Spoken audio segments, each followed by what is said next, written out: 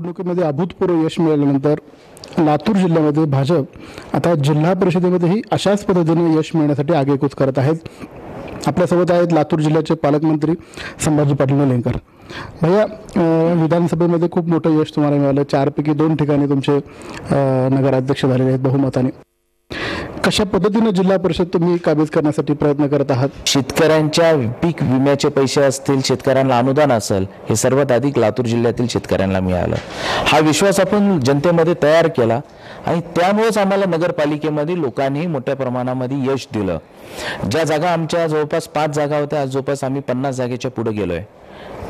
तोच विश्वास, जनतेच्या विश्वासावर मला वाटतं की ही जिल्हा परिषद ही आम्ही 44+ ही अधिक 58 पैकी 44 पेक्षा अधिक जागा हे भारतीय जनता पार्टीच्या निवडून आणू।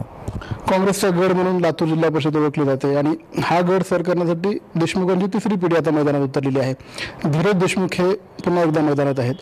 कुठे ना कुठेतरी घराणेशाही पुन्हा या माध्यमातून सुरू झाली असं म्हणता येईल। मला वाटतं की आपण आणि आपल्या कुटुंबाला आणि आपल्या परिवारातल्याच लोकांना संधी देणं ही काँग्रेसची आजचीच परंपरा नाही, यांची पारंपरिक आणि यांच्या नेत्यांपासून आलेली ही परंपरा आहे की मी आणि माझ्या कुटुंबाच्या बाहेर पद जाणार नाही।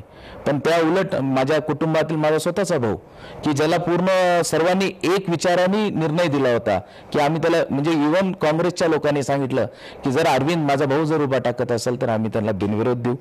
पण आम्ही असा निर्णय घेतला की नाही, एका घरामध्ये जोपर्यंत मी एका पदावर आहे तोपर्यंत कोणताही व्यक्ती कोणत्या पदावर राहणार नाही असा निर्णय आम्ही घेतला आणि ज्या कार्यकर्त्यांमुळे आपण इथपर्यंत पोहोचलो त्याला न्याय द्यायचा आहे। आणि ह्या जिल्हा परिषदमध्ये ही जिल्हा परिषद काँग्रेस पक्षाचा गड म्हणण्यापेक्षा कधी निलंगेकरांचा, कधी देशमुखांचा, कधी कोणा एका व्यक्तींचा गड राहिलेला आहे। हा गड येणाऱ्या काळामध्ये जो शेतकरी आहे, ज्याच्या मनगटामध्ये काळ्या मातीत नांगर भरण्याची क्षमता आहे, अशाच मनगटाच्या हातामध्ये लातूर जिल्हा परिषद येईल हे मी आपल्याला विश्वासाने सांगतो।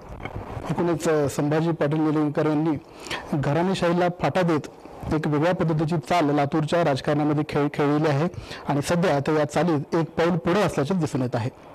Shashikant Patil, Zee media, Latur.